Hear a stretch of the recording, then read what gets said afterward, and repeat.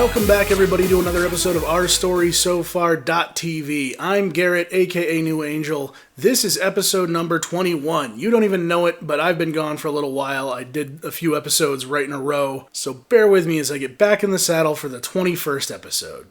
The year was 1999, and I was a kid with a Nintendo 64 who rented a game that gave very little direction, had difficult controls, and made almost no sense to me at the time.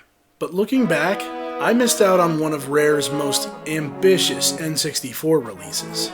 In some distant galaxy, in some distant future, the heroes of Jet Force are called into action. Juno, Vela, and Lupus, the members of the Gemini team, are coming to save the day after the rest of the fleet is wiped out. So begins Jet Force Gemini. If it sounds epic and exciting and makes you feel like all odds are stacked against you, that's good. Rare developed this Nintendo 64 game a little later in the life cycle of the console, and by the time this unique title was released, Rare had already seen success with Blast Corps and GoldenEye 007. Jet Force Gemini is a third-person shooter game with many action platforming elements. The game takes great advantage of the 3D world and doesn't shy away from verticality, such as multiple platforms and having enemies firing at you from above, whether in the form of snipers or aerial drones. The music is excellent, featuring sampled orchestral-style backgrounds and mood-setting tones. Unfortunately, it can sometimes be a little too simple and get repetitive. Luckily, it isn't too prominent and won't drive you crazy. The sound effects are varied enough to not make you insane, but the squealing pig sound whenever I kill a bad guy takes me straight out of the game every time. It's distracting and doesn't fit at all.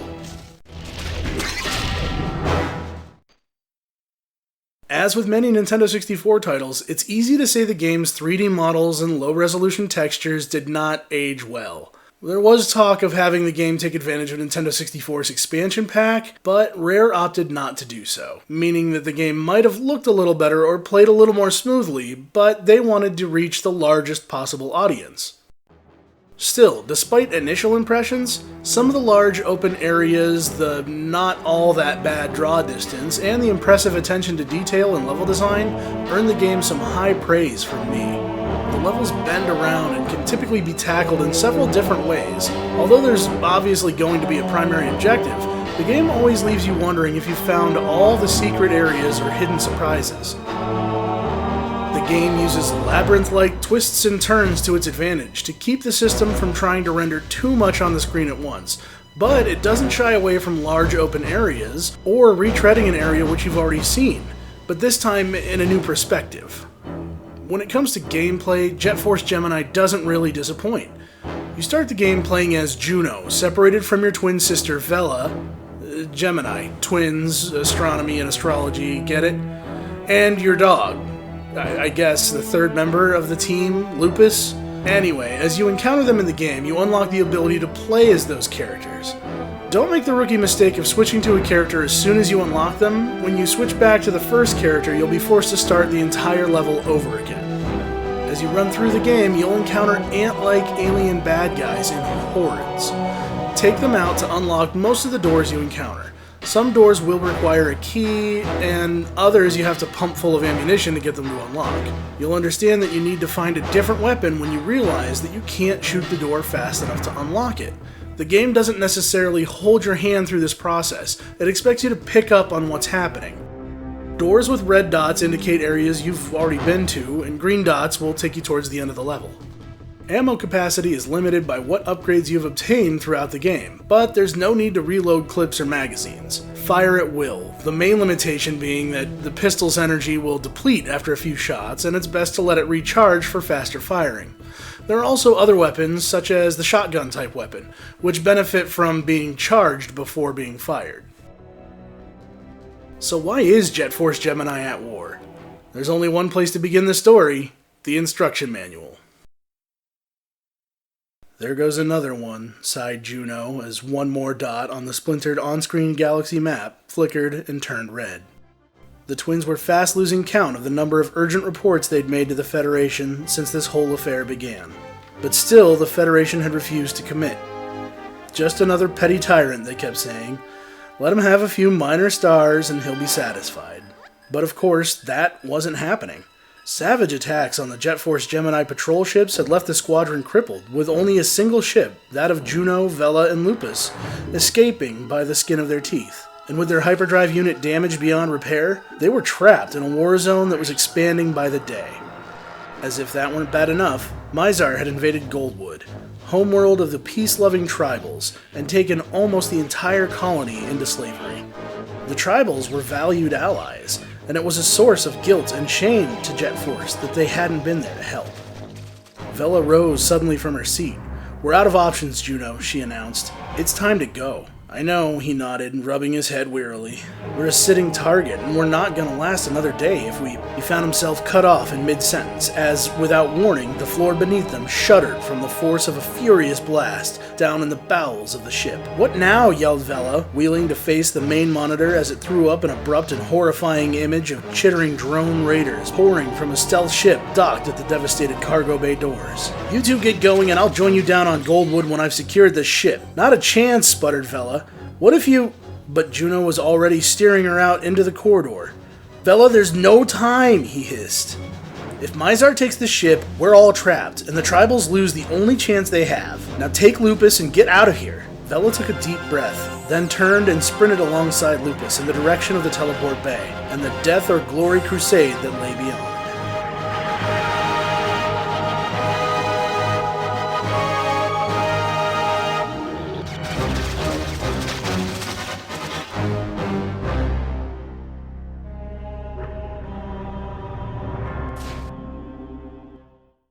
To learn more about the events within the game, you can talk to various characters and they will fill you in on what's been going on.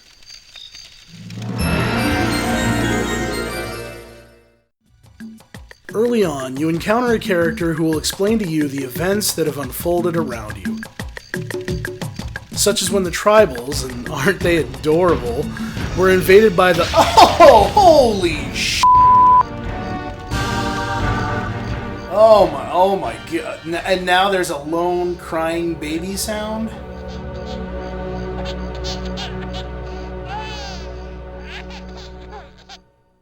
Oh, and the guy who just told me that horrific story just turns and walks away like, the end. I have to live with this burden now. Yeah, although the game appears fairly kid-friendly, it features some splatter, and that should be considered by parents concerned about such things. It might be a bit cartoon-like, and the enemies may not even be humanoid, but for a game that has a relatively cute art style, it took a cue from the first-person shooters of the day and didn't shy away from more graphic violence. Still, the game is only rated T for teen according to the ESRB. Despite some of the graphic violence and the decidedly darker tone that the game starts to take partway through, it does have a tendency to not take itself too seriously. Dialogue going from deep and heavy to inserting absurd one-liners, and characters named things like King Jeff that just beg you to treat them as a joke. Speaking of the cute and cuddly art style in these tribals, it's a pretty well-documented fact that you need to rescue all of them in order to complete the game. Miss one or accidentally kill one on a stage, and you may as well start over. That's the trouble with tribals. The controls have got to be the most frustrating part of the game.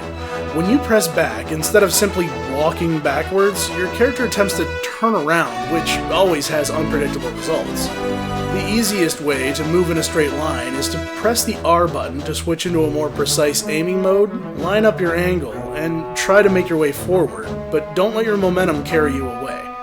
Speaking of the targeting mode, despite the appearance of having some kind of lock-on, the game simply highlights an enemy. You have to finesse the analog stick to get it to do what you want. You'll notice the obvious inspiration from classic arcade games such as Space Invaders, when the aerial drones fly in columns and move in a familiar fashion.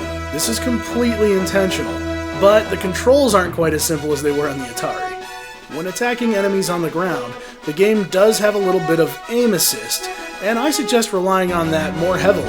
It's a lot easier than trying to manually aim. Jet Force Gemini can be overwhelming and not give you much direction, and it can be tempting to give up on, but I encourage gamers looking for a good story to keep at it. All in all, Jet Force Gemini is a fun experience, and although a little bit cliché, there's a great deal of story going on inside the Jet Force Gemini universe. You aren't the only heroes in the galaxy, it's just that you're the only ones left. You have these impressive ships, but can you be reunited with an armada of your own to help save the day? If you don't own the Nintendo 64, Jet Force Gemini is included with Rare Replay, which has support for twin-stick controls. Yeah, Gemini, twins. I didn't know how else I was going to tie it all back together. No matter how you plan to check this game out, you can expect a fun yet challenging romp through some beautiful landscapes. Sure, at times it does rely a bit too heavily on cliches of 80s sci-fi flicks, but it's still a fun game that you will absolutely get your money's worth out of, both in terms of gameplay and our story so far.